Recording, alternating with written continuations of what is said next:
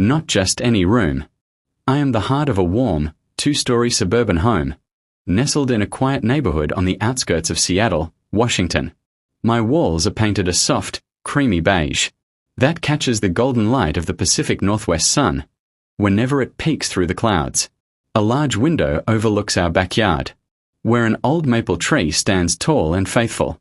Its branches have gently tapped against my glass for nearly 20 years now, like an old friend saying hello on rainy mornings, or whispering good night under the stars. Inside me, the furniture is simple, but full of memories. A sturdy wooden bed, with a quilt handmade by Emily. A wooden desk, scarred with pencil marks from homework sessions. A tall closet, that once held prom dresses, and later wedding veils. And a comfortable reading chair by the window. I have no fancy decorations, just a few family photos on the wall, a string of fairy lights that Sophia hung one Christmas, and the faint scent of vanilla candles that Emily loves to burn. This house has always been bright, not because of expensive chandeliers, but because of the love that fills it. Robert Anderson works as a senior software engineer in a tech company downtown. Emily Anderson is the warm soul who turns our kitchen into a bakery every weekend.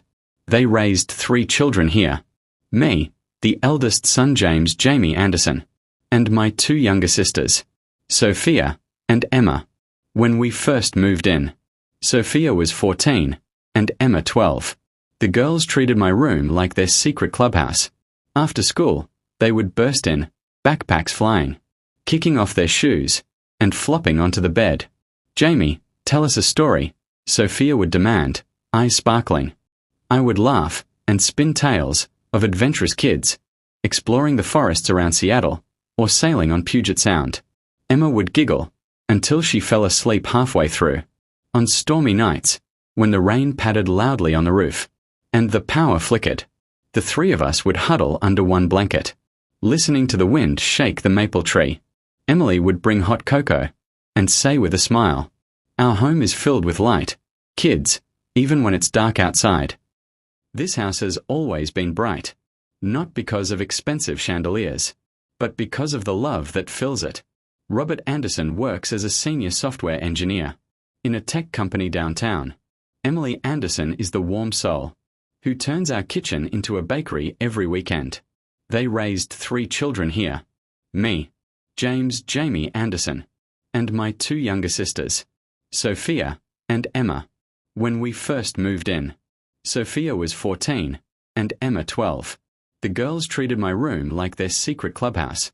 After school, they would burst in, backpacks flying, kicking off their shoes, and falling onto the bed. "Jamie, tell us a story," Sophia would say, excited. I would smile and tell them stories about forests, rivers, and adventures around Seattle. Emma would laugh and slowly fall asleep mid-story.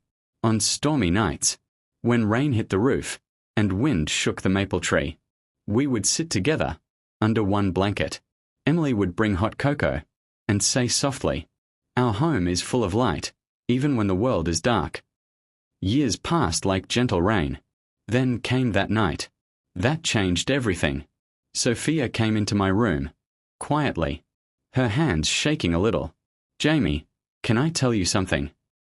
I nodded. She said, "There is a boy, his name is Ethan Carter." That moment was the beginning of her first love. Pure, innocent, and beautiful.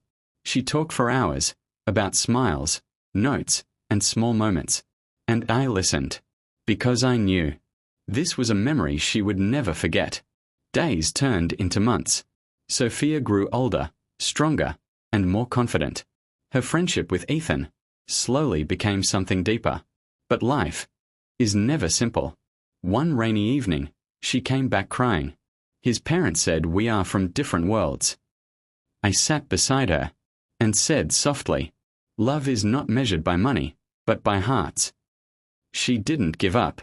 She studied harder, focused on her future, and kept moving forward. Years later, Ethan and Sophia reunited in college. This time, stronger than before. And one day, under the maple tree in our backyard, Ethan knelt down and asked her to marry him. She said yes, with tears in her eyes. The house filled with joy, lights, laughter, and celebration. Sophia was married, and life moved forward. Emma was different, bold, cheerful, full of energy. Her love story came later, but stronger in its own way. Noah Bennett entered her life. During college internship, they talked, laughed, and built trust. No drama, no fear, just understanding. They hiked, traveled, and dreamed together. And one day, on a mountain view, Noah proposed. Emma said yes, smiling brightly. Another wedding. Another celebration. Another chapter completed. Years passed. The house became quieter, but not empty. Because now, children filled its walls. Sophia had Mason and Isabella. Emma had Lucas and Charlotte. The house once again became alive. Running feet, laughter, toys, and stories. The maple tree still stood outside, watching generations grow. And I, the room, remained the silent witness. To love, to growth, to life itself. Now, in silence, I look back at everything. First love, weddings, children, and memories, all passing through my walls, like seasons, changing, but never truly disappearing. I am not just a room. I am memory. I am love. I am time. And as long as this house stands, the story will continue. Softly, endlessly, forever.